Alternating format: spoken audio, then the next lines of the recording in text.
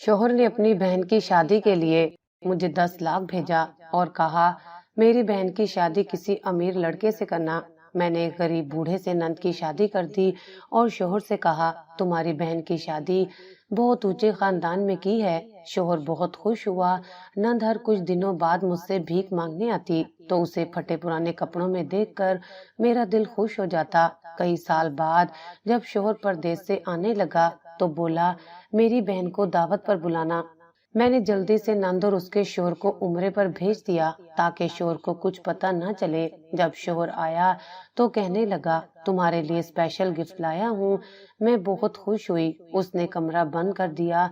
जब मैंने गिफ्ट खोला तो मेरा कलेजा मुंह को आ गया। मैं चीखते हुए वहां से भागने लगी मगर शोहर ने परदेश जाते वक्त अपनी छोटी बहन का हाथ मेरे हाथ में देते हुए कहा अब तुम ही इसकी माँ हो, इसे किसी चीज की कमी ना होने देना। माँ बाप के मरने के बाद मैंने इसे बड़े लाड से पाला है। मैं जो अपनी नंद से पहले ही तंग थी उसे सीने से लगाकर कहा हाँ तुम फिक्र मत करना, मैं इसका अच्छे से ख्याल रखूंगी। शोहर के जाने के बाद नंद मेरी हर काम में मदद करती लेकिन अब मैंने अपने तेवर दिखाने शुरू कर दिए थे। खुद ताजा खाना खाती और उसके लिए बचा हुआ बासी खाना देती। घर के सारे काम भी उसी से करवाती। वो कुछ ना कहती, बस चुप करके लगी रहती। अगर कभी कहती कि मुझे भाई से बात करनी है तो मैं इनकार कर देती। उसे कहती वो बहुत मसरूफ है, मुझसे भी कम बात करता है। मैंने उसका स्कूल जाना भी बंद कर दिया। हर तरह से उस पर सख्ती करने लगी। शोहर पूछता तो उससे ये कहकर चुप करवा देती वो पढ़ाई में मसरूफ है। एक दिन वो किचन से नाश्ता बनाकर निकली तो नौकरानी ने कहा बीबी जी। वो बहुत खामोश हो गई। किचन में खाना बनाते हुए वो रो रही थी। उसका दिल बहुत दुखी है। मैंने सख्ती से कहा दिल दुखे या टूटे मुझे कोई फर्क नहीं पड़ता। मैंने सब नौकरों को हिदायत दी अगर वो लड़की कुछ उल्टा सीधा काम करे तो मुझे फौरन से बताना। अब मेरे लिए वो सिर्फ एक बोझ थी। मैं उससे अपनी जान छुड़वाना चाहती थी। शायद उस दिन से ही मेरे गुनाह का आगाज हो गया था। उस दिन से जिस दिन मैंने उसकी तरफ बढ़ा हुआ हाथ थामकर उसे माँ बनकर संभालने का वादा किया और अगले ही लम्हे उस वादे को दफन कर दिया। उस दिन दोपहर को मैं किचन में बैठी चाय बना रही थी जब शमीम बेगम आई। मोहल्ले की बतूनी औरत जिसे दूसरों के घरेलू मामलात में नाक घुसाने का शौक था। वो बैठते ही बोली एक बात कहनी है, दिल बड़ा करना पड़ेगा। मैंने कहा बात करो, मैं सुन रही हूँ। उसने चाय का घूंट लेकर कहा एक बूढ़ा जान पहचान का है, बीवी मर चुकी है, अकेला है, उसे घर संभालने वाली बीवी चाहिए। तेरी नंद को वैसे भी यहाँ कोई खास काम तो है नहीं, बोझ ही है तेरे ऊपर, क्यों ना। मैंने बात काटते हुए कहा उम्र क्या है उसकी। वो बोली 60 के आसपास होगी मगर घर उसका है, तन्हा है, तेरे लिए भी आसानी हो जाएगी, नेकी का काम है। मैंने चुपचाप सर हिलाया जैसे सोच रही हूँ मगर अंदर दिल ही दिल में फैसला कर चुकी थी। अगले दिन मैंने लड़की को नाश्ता बनाने का कहा। वो जैसे ही प्लेट मेज पर रखकर जाने लगी मैंने कहा इधर बैठो। वो खामोशी से बैठ गई। मैंने कहा तेरी किस्मत खुलने वाली है, एक रिश्ता आया है, बहुत अच्छा, घर बार वाला, शरीफ। वो एक पल को हैरत से मेरी तरफ देखने लगी फिर बोली भाई को बताया है, वो तो कहते थे मेरी शादी वो खुद करेंगे। मैंने हंसते हुए कहा यही तो सरप्राइज है, वो वापस आकर खुश हो जाएंगे। उसने सर झुका लिया और बस इतना कहा अगर आपको ठीक लगता है तो ठीक है। मैंने अगले ही दिन निकाह की तैयारी शुरू कर दी। न किसी खानदान को बुलाया, न गवाहों की परवाह की। शमीम बेगम ही काजी को लाई और 2 अजनबी मर्द गवाह बने। मैंने लड़की को दुपट्टे में लपेटा और बोली धीमा बोलना, पुरसुकून रहना, सब तेरी भलाई के लिए है। उस दिन उसके होंठ बंद थे और आंखों में उलझन, मगर उसने सवाल नहीं किया। निकाह की रस्म इतनी सादा थी जैसे कोई सौदा तय हो रहा हो। ना कोई मेहर तय हुआ, न दुल्हन को पूछा गया। सब कुछ खामोशी से मुकम्मल हुआ। बूढ़े ने हाथ बढ़ाया तो लड़की ने झिझक कर पीछे हटना चाहा। मैंने उसके कंधे पर दबाव डाला, ये तुम्हारा नसीब है, शुक्र करो कि इज्जत से निकाह हो रहा है। काजी ने दस्तखत लिए और अगले घंटे लड़की को उसके नए घर भेजने की तैयारी शुरू हो गई। اسی شام جب میں اس کا سامان باندھ رہی تھی وہ پاس بیٹھ کر خاموشی سے مجھے دیکھتی رہی، پھر آہستہ سے بولی، بھابھی بھائی سے بات کرا دے، صرف ایک بار، وہ خوش ہوں گے۔ اگر انہیں خود بتاؤں تو؟ میں نے اس سے گھورتے ہوئے کہا، اس وقت بات کرنا مناسب نہیں، کل وہ کال کرے گا، خود ہی تجھے دعائیں دے دے گا۔ اس نے کوئی بحث نہیں کی، بس سر جھکا کر بیٹھ گئی۔ جیسے ہی وہ گاڑی میں بیٹھنے لگی اس نے بھائی کا نمبر ملایا۔ میں نے فوراً اس کے ہاتھ سے فون چھین لیا۔ تجھے ابھی تک سمجھ نہیں آئی، یہ تیری نئی زندگی ہے، پرانی باتیں بھول جا۔ بھائی کی محبت میں جو کچھ ملا تھا وہ ختم ہو چکا تھا۔ وہ ساکت سی بیٹھی رہی، گاڑی کے دروازے بند ہوئے اور وہ خاموشی سے نکل گئی۔ 2 دن بعد اس بوڑھے کی بیٹی گھر آئی اور مجھ سے کہا، آپ نے مجھے نہیں بتایا تھا کہ یہ لڑکی اتنی چھوٹی ہے، نہ کھانا پکانا آتا ہے، نہ زبان کھولتی ہے، ابو کو اس سے بات کرنا بھی مشکل لگتا ہے۔ میں نے ہنستے ہوئے کہا، شروع میں سبھی ایسی ہوتی ہیں، سیکھ جائے گی۔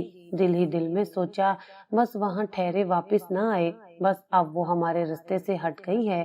اس کے بعد میں نے اس کا نمبر بھی بلاک کر دیا۔ شمیم بیگم نے کہا، کیا واقعی کوئی اعتراض نہیں ہوا لڑکی کو؟ میں نے کہا، بالکل نہیں، بلکہ خوش ہے، اور اگر کچھ ہوا بھی ہو تو مجھے کیا، میری ذمہ داری ختم ہوئی۔ میں نے شوہر کو اگلے دن فون کیا، بڑی خوشی سے بتایا، اچھے رشتے میں تمہاری بہن کی شادی کر دی ہے، بہت نیک عزت دار لوگ ہیں۔ اس نے خوش ہو کر کہا، میری دعائیں تمہارے ساتھ ہیں، تم نے میری غیر موجودگی میں جو کیا اس کا بدلہ میں کبھی نہیں دے سکتا۔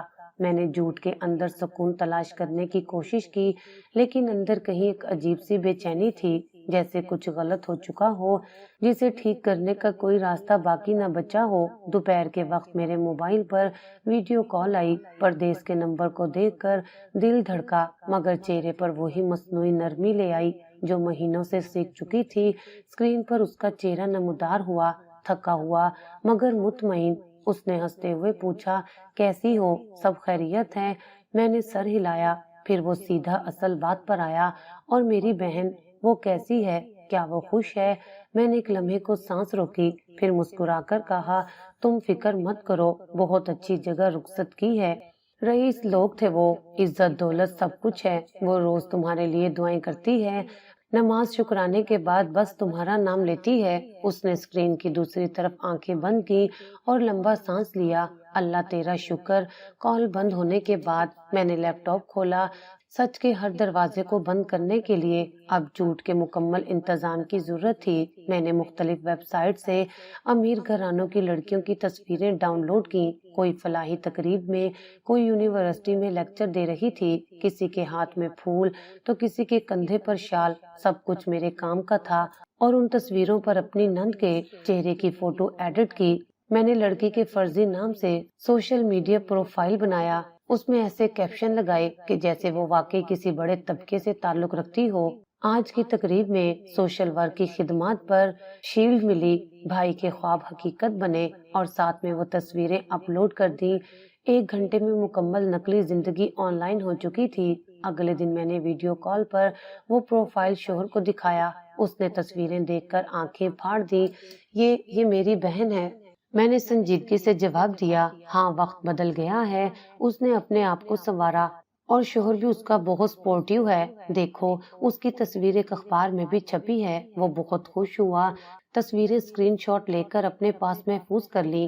اسی شام سوشل میڈیا پر تصاویر دیکھ کر ایک اور قریبی رشتہ دار کا فون آیا، ہماری بیٹی کے لیے اس جیسا راستہ دیکھنا ہے، ذرا اس کے شوہر کا بیک گراؤنڈ بھی بتاؤ۔ میں نے مصنوعی ہنسی میں جواب دیا، بہت مضبوط فیملی ہے، لاہور سے تعلق ہے، سیاسی حلقے سے بھی جڑے ہوئے ہیں، بس شرافت سے ہی سب کچھ سنبھال لیا۔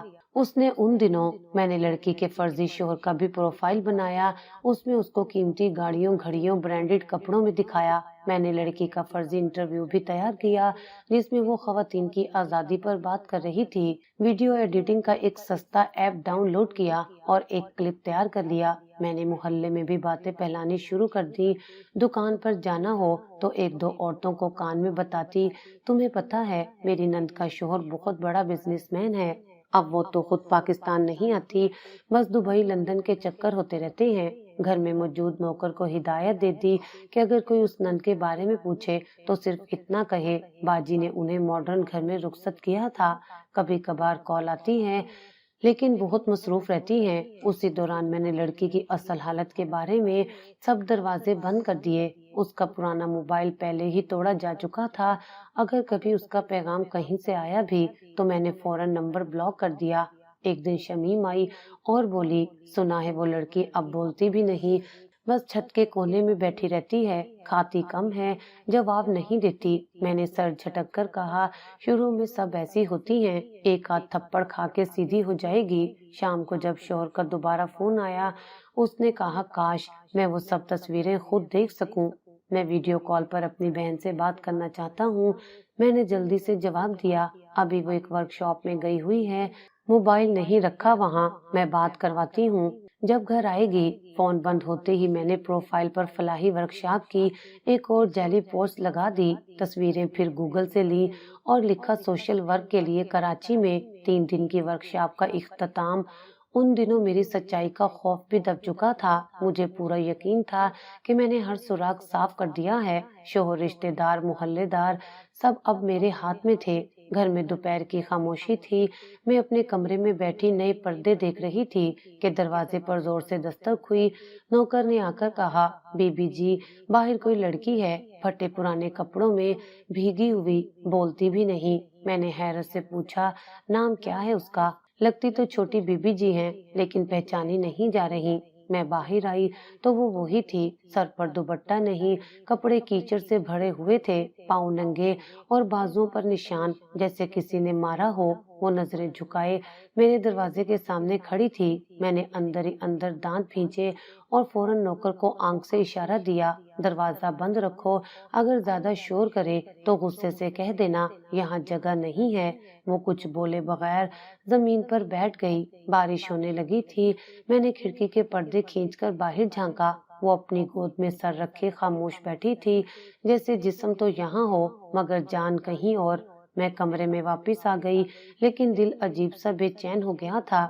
میں نے چینل بدل کر ڈرامہ لگایا، آواز تیز کی اور خود کو مصروف رکھنے لگی۔ شام کے وقت محلے کی ایک عورت نے دروازہ کھٹکھٹایا، بولی تمہاری نند دروازے پر بیٹھی ہے اور تم اسے اندر نہیں لے رہی، لوگ باتیں کر رہے ہیں۔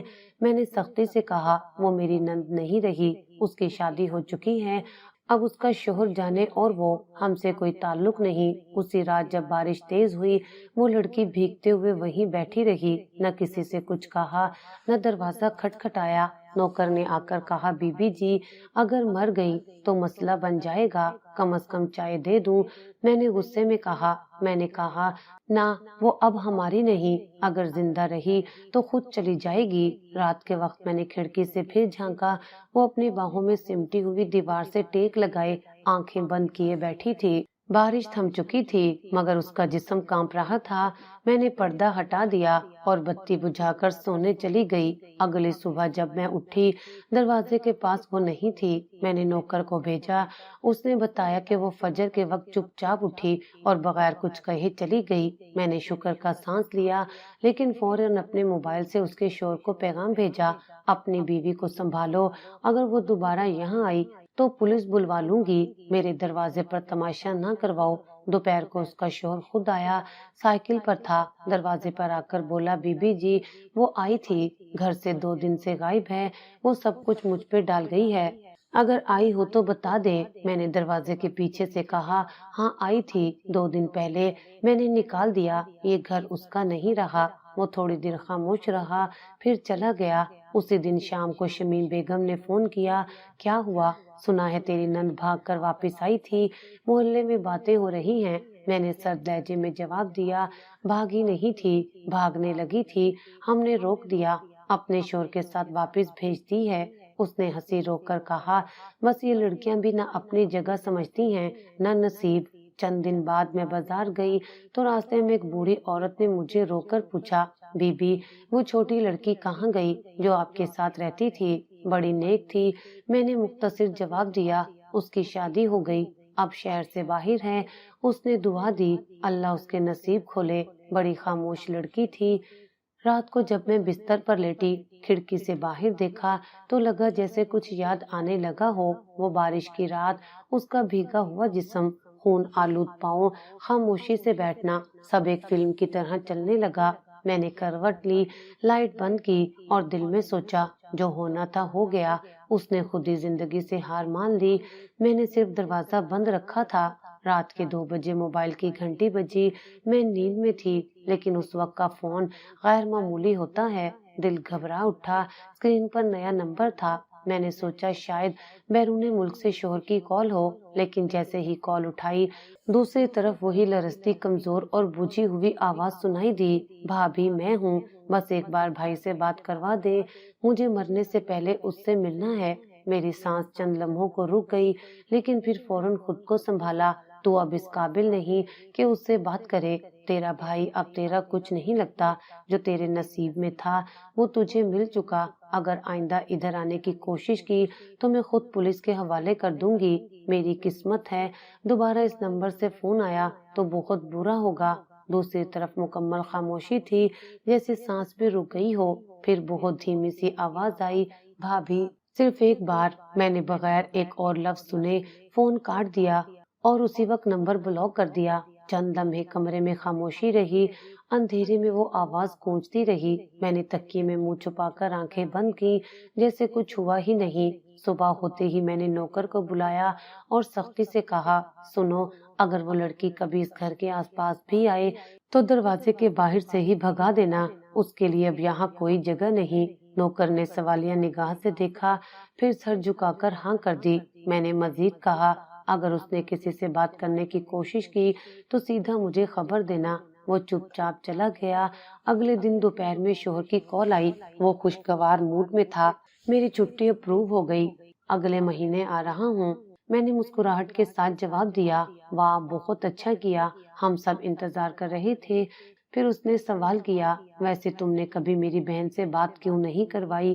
وہ تو ویسے بھی فون نہیں کرتی۔ میں نے فوراً مسکرا کر جھوٹ گھڑا، ارے وہ بہت مصروف ہے، کبھی ورکشاپ، کبھی سوشل ورک، کبھی اپنے شوہر کے ساتھ تقریبات، کبھی کبھار مجھے بھی 2 دن بعد میسج کرتی ہے۔ تم آؤ گے تو خود ہی سب دیکھ لینا۔ وہ تھوڑا سا چپ ہوا، پھر بولا، عجیب بات ہے، جب چھوٹی تھی تو روز میرے گلے لگ کر سوتی تھی، اب اتنی بدل گئی ہے۔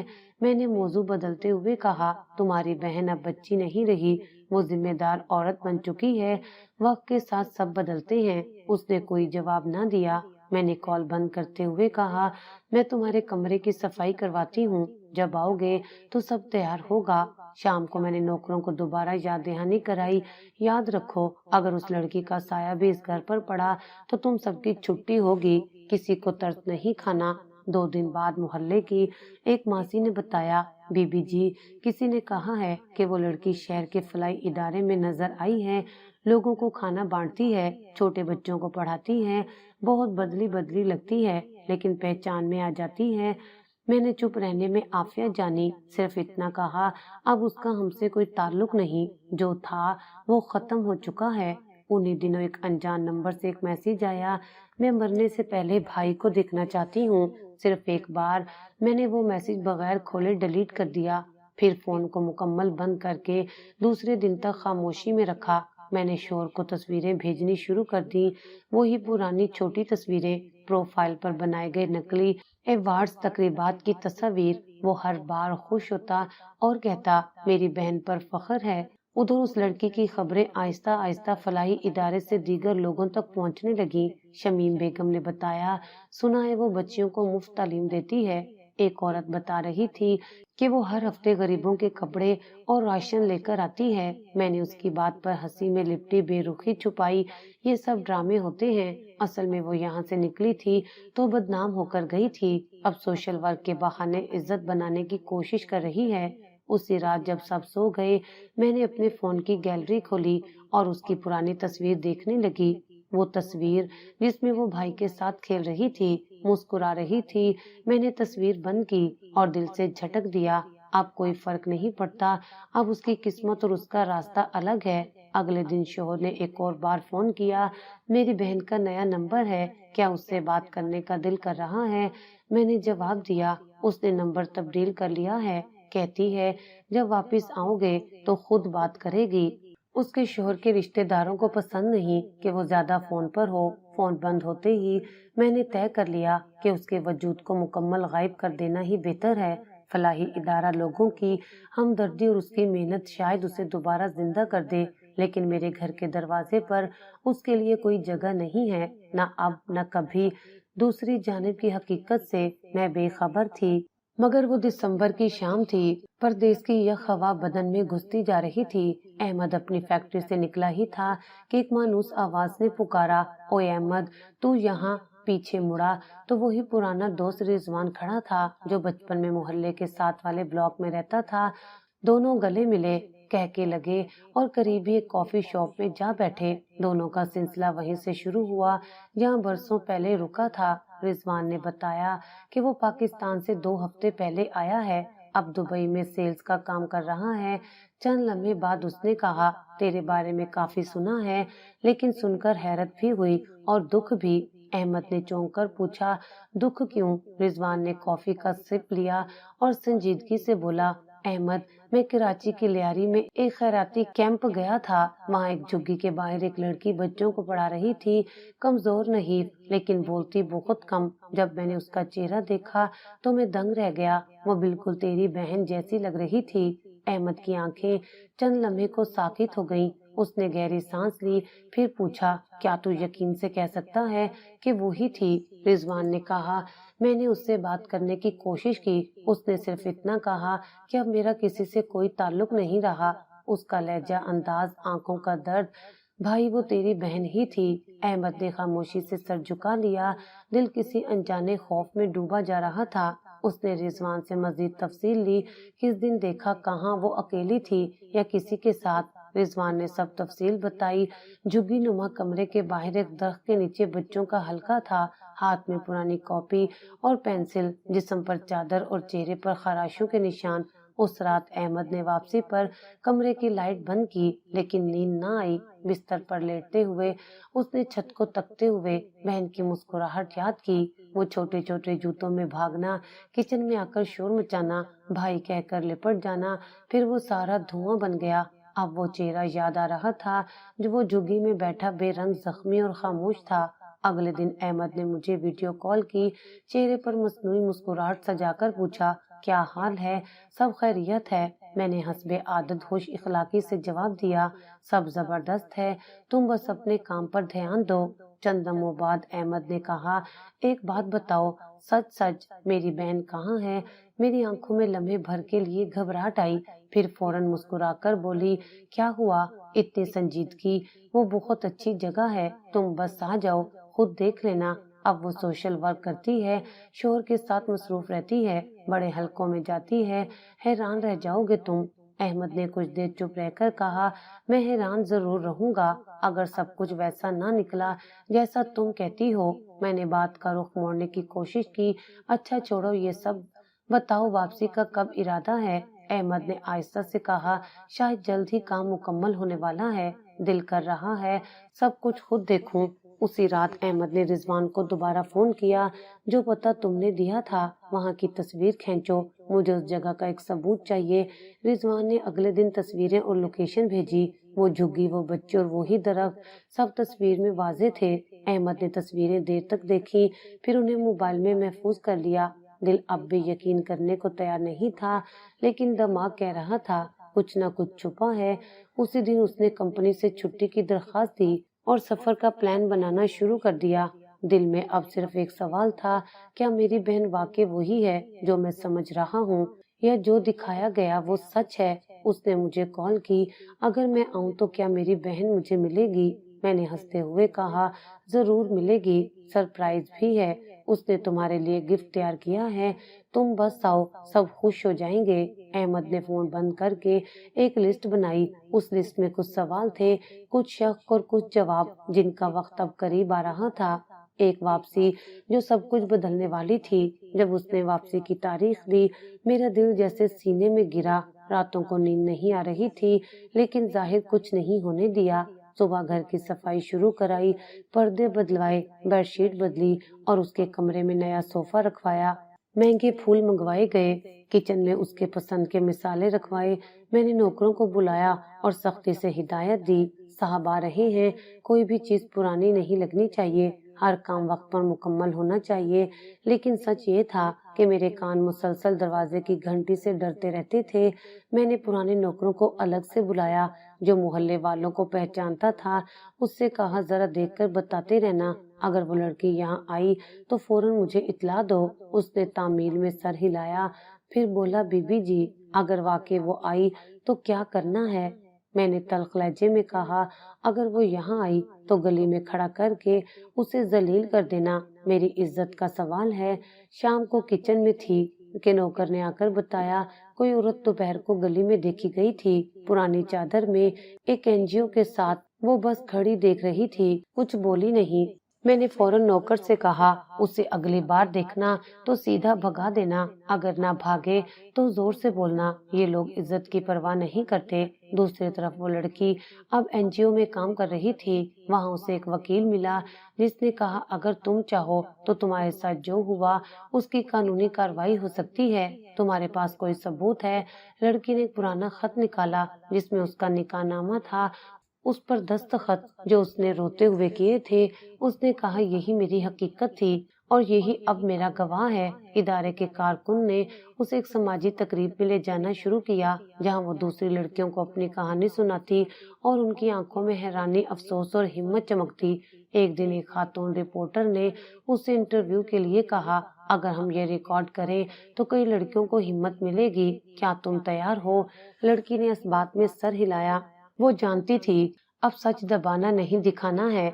यही वीडियो बाद में सोशल मीडिया पर वायरल होने वाली थी और सच वो था जो मेरे झूठ को निगलने वाला था। उसी दौरान मैंने अहमद के लिए कपड़ों का नया सूट सिलाया, उसके पसंद की परफ्यूम मंगवाई और उसके लिए खूबसूरत तोहफा खरीदा। घर में हर चीज का नक्शा बदल दिया ताकि उसे महसूस हो कि उसकी बीवी ने उसकी गैर मौजूदगी में हर चीज को संभाला। मगर वही रात थी जब मैंने वकील की कॉल सुनी, जो मेरी नंद के केस पर काम कर रहा था। कॉल किसी और के लिए थी, लेकिन मैंने इत्तफाकन नौकर के फोन से बात सुनी। वकील कह रहा था, हमें उसके भाई से बात करनी होगी, वही असल गवाह है।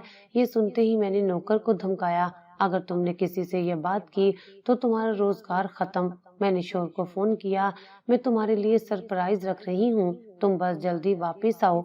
उसने हंसते हुए कहा, मैं खुद भी सरप्राइज लाने वाला हूँ। उसका लहजा बदला हुआ सा लगा, जैसे वो कुछ जान चुका हो, लेकिन मैंने जाहिर नहीं होने दिया। उधर लड़की ने अपने बयान को अदालत में जमा करवा दिया। एनजीओ ने उसकी मदद से एक प्रेस कॉन्फ्रेंस रखी। रिपोर्टर ने सवाल किया, अगर आपके भाई को ये सब मालूम हुआ तो? उसने कहा, मैं सिर्फ एक बार उसकी आंखों में देखना चाहती हूँ कि उसकी बहन क्या बन चुकी है, और ये जानना चाहती हूँ कि उसे मेरा दर्द महसूस हुआ या नहीं। मेरे लिए अब वक्त तेज हो चुका था। हर घड़ी हर लम्हा मुझे लगता था दरवाजे पर वही खड़ी है। मैंने रात को बाहर का गेट लॉक करवा दिया और कैमरों की रिकॉर्डिंग चेक की। अहमद को कुछ पता ना चले, यही मेरी पूरी कोशिश थी। लेकिन जो चीज करीब आ रही थी वो सिर्फ अहमद की वापसी नहीं, सच की आमद थी। और मैं शायद जितना भी दरवाजा बंद कर लूं, वो सच अब रोकने से रुकने वाला नहीं था। दरवाजे पर घंटी बजी तो मैंने आईने में खुद को आखिरी बार देखा। हल्का सा परफ्यूम लगाया, दुपट्टे को शानों पर दुरुस्त किया और कदम दरवाजे की जानिब बढ़ा दिए। जैसे ही दरवाजा खुला, वो अंदर दाखिल हुआ। वही अंदाज, वही चाल, मगर निगाहों में एक खामोशी थी जो मुझे खटक गई। मैंने मुस्कुराकर कहा, आखिर आ ही गए, कितना इंतजार करवाया तुमने। वो खामोश रहा, जूते उतारे और सीधा अंदर जा बैठा। मैंने किचन से चाय की ट्रे निकाली और उसके सामने रखी। कुछ तो कहो, इतने दिनों बाद आए हो। मगर उसने बस इतना कहा कि अभी थक गया हूँ, सुबह बात होगी, कुछ देर आराम करना चाहता हूँ। मैं उसके इस रवैये पर हैरान थी। मैंने खाना भी नहीं खाया था और वो कमरे में चला गया। सुबह का वक्त था, वो नाश्ते की मेज पर बैठा था। मैंने खामोशी से उसके सामने चाय का कप रखा। मेरे हाथ लरज रहे थे, मगर चेहरा संभाले हुए थी। मैंने आहिस्ता से कहा, कुछ और ला दूं? अंडा तो उसने मेरी तरफ बगैर देखे कहा, बैठो, बात करनी है। मैं कुर्सी खींचकर उसके सामने बैठ गई। वो जेब से एक मोटी सी फाइल निकाल कर मेज पर रखता गया, फिर मोबाइल से एक वीडियो चला दी। इस बार आवाज ऊंची थी, साफ सुनाई दे रही थी। भाई, अगर मेरी आवाज सुन पा रहे हो तो सिर्फ एक बार मुझे देख लो, एक बार मुझे सुन लो। मरने से पहले तुझसे मिलना चाहती हूँ। वीडियो में मेरी नंद की आवाज थी, वही लड़की जिसे मैंने अपनी जिंदगी से अलग करके फेंक दिया था। मेरी सांस रुकने लगी। मैंने हाथ बढ़ाकर मोबाइल बंद करना चाहा, मगर उसने झटक दिया। अब ये सब देखना तुम्हारे लिए जरूरी है, क्योंकि जो तुमने बरसों छुपाया वो अब मेरे सामने खुला है। मैंने कपकपाती आवाज में कहा, ये सब झूठ है, इस एनजीओ को कुछ मालूम नहीं। वो हंसा नहीं, ना ही तंज किया, बस आहिस्ता से बोला, मैंने एनजीओ के हेड से बात की है। उन्होंने मुझे वो सारी रिपोर्ट दी है जिसमें तुम्हारा किरदार बार बार दोहराया गया है। हर सफे पर तुम हो, हर लफ्ज के नीचे तुम्हारा साया है। मैंने फाइल की तरफ नहीं देखा, सिर्फ अपने हाथों को घूरती रही। तुम्हें पता है, जब मैंने इस वीडियो को पहली बार देखा तो मैंने अपनी आंखों पर यकीन नहीं किया। मैंने समझा ये साजिश है, किसी दुश्मन की चाल। लेकिन फिर मैंने उसके खत पढ़े, उसकी आवाज सुनी, उसकी खामोशी को महसूस किया। तुमने मेरे एतबार का जनाजा निकाला, और वो भी हंसते हंसते। मैंने जैसे आखिरी हरबे के तौर पर कहना चाहा, मैंने जो किया हालात की मजबूरी थी। उस वक्त मेरे पास कोई चारा ना था। मत बोलो, वो जोर से बोला, मत बोलो, क्योंकि अब तुम्हारी जुबान पर भी मुझे एतबार नहीं। तुमने अपनी आसानी के लिए एक मासूम जिंदगी बर्बाद कर दी और मुझे सिर्फ तस्वीरें दिखाकर बहलाती रही। मैंने रोते हुए कहा, मैंने उसे कभी नुकसान पहुंचाने का इरादा नहीं किया। नुकसान? वो तल्खी से बोला, जिस दिन तुमने उसे बेचा उस दिन उसका जिस्म सिर्फ बिका नहीं, उसकी रूह भी टूट गई। तुमने उससे भाई छीना, घर छीना, इज्जत छीनी। तुम्हें क्या लगता है मैं सिर्फ तुम्हारे मीठे बोलों से हमेशा धोखा खाता रहता? मेरी आंखों से आंसू बहने लगे। मैंने उसके कदमों में झुककर कहा, अहमद, खुदा के लिए एक मौका दे दो, मैं सब कुछ ठीक कर दूंगी। तुम्हारे पास मौका था, बहुत मौके थे। जब वो फोन करती थी, जब वो दरवाजे पर आई थी, जब वो बारिश में भीगी खड़ी थी, हमने हर बार एक दरवाजा बंद किया। आज वही दरवाजे तुम पर बंद हो चुके हैं। मेरी चीख निकल गई। मैंने उसे धुतकारा, लेकिन मैं पछता रही हूँ, रोज मर रही हूँ। वो पलट कर जाने लगा, फिर रुककर बोला, मरने और जीने का फर्क तुमने उस दिन खुद मिटा दिया था, जब तुमने उसका हाथ किसी बूढ़े के हाथ में थमाया। अब पछतावे का वक्त नहीं रहा, अब सिर्फ हिसाब का वक्त है। उसी लम्हे दरवाजे पर एक नौकर आया, बोला, साहब, बाहर कुछ लोग आपसे मिलने आए हैं।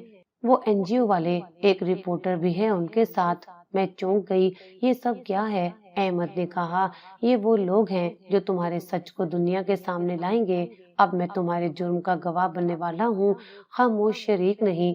मैंने लरजती आवाज में पूछा, तुम सबके सामने मेरी बेइज्जती करोगे? नहीं, तुमने खुद अपने लिए ये मकाम चुना है, तुम्हें सिर्फ वही मिलेगा जिसकी तुमने बुनियाद रखी थी। दरवाजा खुला, बाहर वो लोग खड़े थे, हाथों में कैमरे, फाइलें और एक सीडी। वही सबूत, वही हकीकत जिसे मैंने मिट्टी में दफन करने की कोशिश की थी। अहमद ने मेरी तरफ आखिरी बार देखा और कहा, अब तुम्हें खुद अपने सच का सामना करना है। मैं जा रहा हूँ अपनी बहन को लेकर। जवाब सिर्फ मेरी बहन नहीं, मेरी बेटी है। दरवाजा बंद हुआ और मैं अपने हाथ में वही फाइल पकड़े फर्श पर बैठी रह गई। पहली बार मुझे लगा, पर्दा सिर्फ झूठ पर नहीं होता, किरदार पर भी होता है। और आज वो पर्दा उठ चुका था। घर के मरकजी हाल में कुर्सियां लगा दी गई थी। मैं हैरान थी कि ये सब क्यों हो रहा है।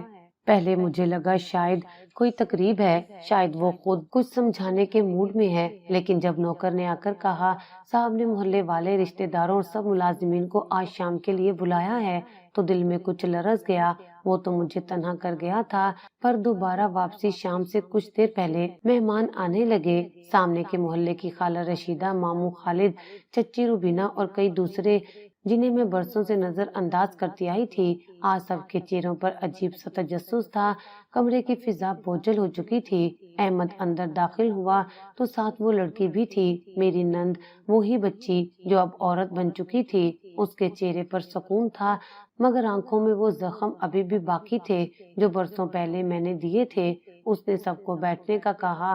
میں ہال کے کونے میں کھڑی تھی، نظریں نیچی، ماتھے پر پسینہ۔ احمد نے سب کی طرف دیکھا، پھر کہا، آج میں آپ کے سامنے ایک فیصلہ سنانے جا رہا ہوں، لیکن اس سے پہلے آپ کو ایک کہانی سنانا ہے۔ اس نے اسکرین پر وہی ویڈیو چلائی جو پچھلے دنوں مجھے دکھا چکا تھا، وہی چیخیں، وہی خاموشیاں، وہی زخم۔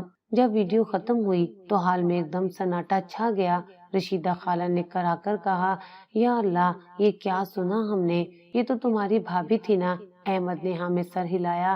جی، یہی وہ عورت ہے جس سے میں نے اپنی بہن کی امانت سونپی تھی، اور یہی وہ عورت ہے جس نے میری غیر موجودگی میں اس کا سودا کیا۔ ماموں خالد نے حیرت سے میری طرف دیکھا۔ یہ سچ ہے؟ یہ سب کیا ہے بیٹا؟ تم نے ایسا کیسے کر لیا؟ میں نے کچھ کہنے کے لیے منہ کھولا، لیکن زبان ساتھ نہ دے سکی۔ احمد نے آگے بڑھ کر فائل سب کے سامنے رکھی۔ یہ ہے اصل رپورٹ، این جی او کی تحقیق، وکیل کا بیان، اور وہ سب جو میں نے خود اپنی آنکھوں سے دیکھا۔ لوگ ایک ایک کر کے فائل کے قریب آئے، صفحے پلٹے، کچھ سر ہلا رہے تھے، کچھ دکھ میں آہیں بھر رہے تھے۔ پھر ایک آواز آئی، ایسی عورت کو تو کوئی ماں بھی نہ کہے۔ ایک ملازم نے آ کر کہا، بی بی جی، ہمیں شرم آتی ہے کہ ہم آپ کے نیچے کام کرتے تھے۔ میں پیچھے ہٹ گئی، دیوار کے ساتھ لگ کر کھڑی ہوئی۔ احمد نے بلند آواز میں کہا، میں یہاں انصاف کے لیے کھڑا ہوں۔ میری بہن آج میرے ساتھ ہے، اور میں سب کے سامنے اعلان کرتا ہوں کہ آج کے بعد یہ عورت میری زندگی سے مکمل طور پر ختم ہے۔ پھر اس نے ہاتھ سے میری طرف اشارہ کرتے ہوئے کہا، یہ عورت جس نے میرے اعتبار کا جنازہ نکالا، میری بہن کی معصومیت کو رون ڈالا، اب میرے گھر میں رہنے کی حقدار نہیں۔ لوگوں کی آنکھوں میں حقارت صاف نظر آ رہی تھی۔ رشیدہ خالہ نے کہا، ایسی عورت کو تو گلی کا کتا بھی سلام نہ کرے۔ کسی نے کہا، یہی لوگ ہوتے ہیں جو اپنی آسانی کے لیے یتیموں کو مٹی میں ملا دیتے ہیں۔ احمد نے لڑکی کو اپنے ساتھ کھڑا کیا، اس کے سر پر ہاتھ رکھا اور کہا، یہ اب میری بہن نہیں، میری بیٹی ہے۔ میں نے اسے نئی زندگی دینے کا فیصلہ کیا ہے، اور جیب سے خاکی لفافہ نکال کر میری جانب بڑھا دیا۔ میں نے کانپتے ہاتھوں سے اسے کھولا، اس میں طلاق نامہ تھا۔ میرے پیروں تلے سے زمین نکل گئی، پر میں جانتی تھی میرا گناہ اتنا ہی بڑا ہے کہ اب میں اکیلے زندگی گزاروں۔ لوگوں نے تالیاں نہیں بجائیں، مگر ہر ایک چہرے پر احترام تھا۔ وہ لڑکی خاموش کھڑی رہی، مگر اس کی آنکھوں سے دو آنسو بہے جو اس کی جیت کی گواہی دے رہے تھے۔ میں زمین پر بیٹھ گئی، جیسے ٹانگوں میں جان ہی نہ ہو۔ کوئی آگے نہ آیا، کسی نے پانی تک نہ دیا۔ میں سن رہی تھی، کوئی کہہ رہا تھا، اسے تو چپ چاپ شہر سے نکال دینا چاہیے۔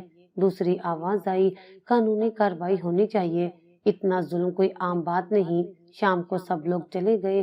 احمد نے سامان پیک کرنے کا کہا اور نوکروں سے کہا، یہ اب یہاں کی مالکن نہیں رہی، جو عزت دی تھی وہ خود چھین لی اس نے۔ میرے پاس کہنے کو کچھ نہیں تھا، میں نے نظریں جھکائے بس یہ سنا، وہ لڑکی اب اسی گھر میں رہے گی اور میں اس کی جگہ نہیں چھین سکتی۔ دروازے پر کھڑی ہو کر احمد نے مجھے آخری بار دیکھا، جاؤ اس راستے پر جسے تم نے خود چنا تھا، میرے دروازے تمہارے لیے ہمیشہ کے لیے بند ہو چکے ہیں۔ دروازہ بند ہوا اور میں ایک نئی شناخت کے ساتھ باہر نکلی، وہ جو عزت کی چادر اتار کر رسوائی کی گلی میں داخل ہوتی ہے۔ اس دن کراچی میں ایک تعلیمی نمائش منعقد ہوئی تھی، مختلف فلاحی ادارے، تعلیمی تنظیمیں اور میڈیا نمائندگان بھی موجود تھے۔ سب لوگ ایک مخصوص وقت کا انتظار کر رہے تھے، ایک ایسی تقریب جو اب کئی دنوں سے خبروں کی زینت بنی ہوئی تھی۔ اسٹیج پر وہی لڑکی کھڑی ہونے والی تھی جس کی خاموشی کبھی کسی دروازے کے پیچھے دفن کر دی گئی تھی۔ اسٹیج پر جب اس کا نام پکارا گیا، پورے ہال میں تالیاں گونج اٹھیں۔ وہ آہستہ آہستہ چلتی ہوئی مائک کے پاس پہنچی، چہرے پرسکون اور وجود میں اعتماد تھا۔ اس نے نرمی سے کہنا شروع کیا، میں نے کبھی سوچا نہیں تھا کہ ایک دن میں یہاں کھڑی ہوں گی۔ مجھے رشتے نے نہیں، دھوکے نے طاقت دی ہے۔ جن لمحوں میں میری آواز دبائی گئی، انہی لمحوں نے میری پہچان بنائی۔ سامعین میں بیٹھی ایک نوجوان لڑکی کی آنکھوں میں آنسو تھے۔ وہ بعد میں اس سے ملنے آئی اور بولی، آپ کی کہانی نے میری ہمت بڑھائی ہے، میں بھی اپنی زندگی واپس حاصل کرنا چاہتی ہوں۔ وہ اب صرف ایک فلاحی کارکن نہیں تھی، بلکہ ایک مثال بن چکی تھی۔ مقامی ٹی وی چینلز نے اس کی کہانی کو عزت کا پرچم کے نام سے دکھایا۔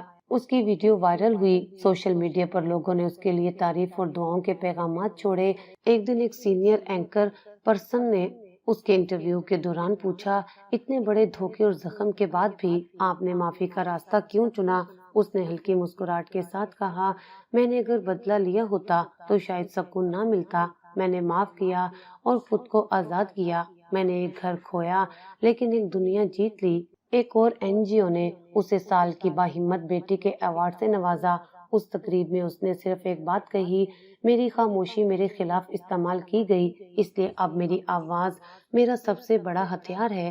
اس نے لڑکیوں کے لیے ایک چھوٹا تربیتی مرکز بھی قائم کیا، جہاں نہ صرف اسکولنگ بلکہ قانونی معلومات اور خود اعتمادی کی تربیت بھی دی جاتی تھی۔ ایک دن اس کے دفتر میں ایک ماں اپنی بیٹی کو لے کر آئی اور بولی، اسے سیکھنا ہے، زندگی کو سمجھنا ہے، میں چاہتی ہوں یہ آپ جیسی بنے۔ وہ اکثر اسکولز میں لیکچر دیتی اور لڑکیوں کو بتاتی کہ ان کا جسم اور آواز صرف ان کی ہے، کسی کو یہ حق نہیں کہ تمہاری زندگی کا فیصلہ تم سے چھپ کر کرے۔ ایک شام جب وہ اپنے مرکز میں فائلوں کی ترتیب میں مصروف تھی، احمد کمرے میں داخل ہوا۔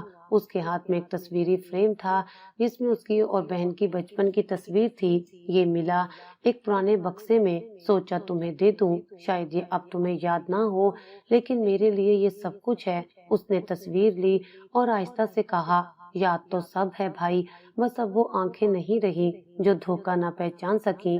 احمد اس کے کام پر فخر محسوس کرتا تھا۔ اس نے ایک بار کہا تھا، تمہیں بہن کہا تھا، مگر تم تو بیٹی سے بڑھ کر نکلی۔ پھر ایک دن اس کی ہی کہانی ایک بین الاقوامی جرے میں شائع ہوئی اور کئی ملکوں سے فلاحی تنظیموں نے اس سے رابطہ کیا۔ وہ اب صرف ایک مقامی شخصیت نہیں بلکہ ایک عالمی مثال بن چکی تھی۔ وہ لڑکی جو بکی تھی لیکن صرف خود کو اس قابل بنا گئی کہ اب اور کسی کو بکتا نہ دیکھے۔ باہر سورج ڈوب چکا تھا اور کرائی کے اس چھوٹے سے کمرے میں بس ایک بلب جل رہا تھا جو ہلکی ہلکی روشنی کے ساتھ ٹمٹما رہا تھا۔ میں کھڑکی کے پاس بیٹھی تھی، چائے کا کپ خالی اور نظریں دروازے پر، نہ کوئی آواز نہ کوئی دستک۔ یہی کمرہ اب میری دنیا تھا، جہاں ہر دیوار ماضی کی آواز بن چکی تھی۔ در و دیوار پر وہ لمحے چیختے تھے جو میں نے کسی کو رلانے کے لیے چنے تھے۔ اب وہ چیخیں مجھ پر پلٹ آئی تھی۔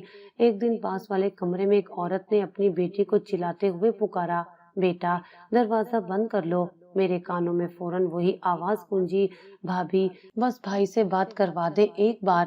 میں فوراً اٹھ کر دیوار کے ساتھ لگ گئی، ہاتھ کانوں پر رکھے، آنکھیں بند کر لیں، مگر آواز تھمنے کا نام نہیں لے رہی تھی۔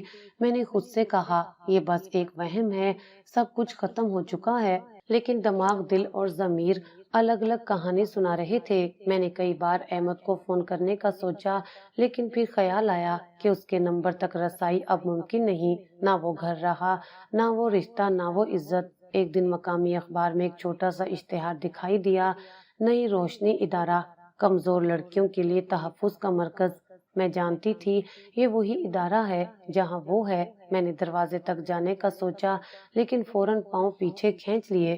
میں اس دہلیز پر کیسے جا سکتی ہوں جسے میں نے خود بند کیا تھا؟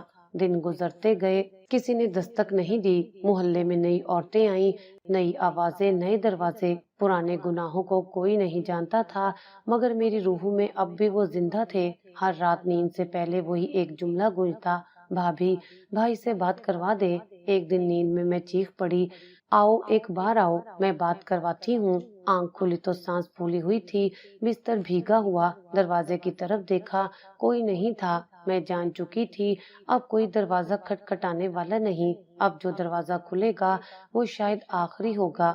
دن کی روشنی بھی اب آنکھوں کو چبھتی تھی اور راتیں ان آنسوؤں کا کمرہ بن چکی تھیں جنہیں کسی نے دیکھا نہیں۔ اور یوں وہ عورت جس نے سب کچھ ہونے کے باوجود کچھ نہیں سمجھا، آخر کار ایک کمرے کی قید میں اپنی آوازوں کے ساتھ دفن ہو گئی۔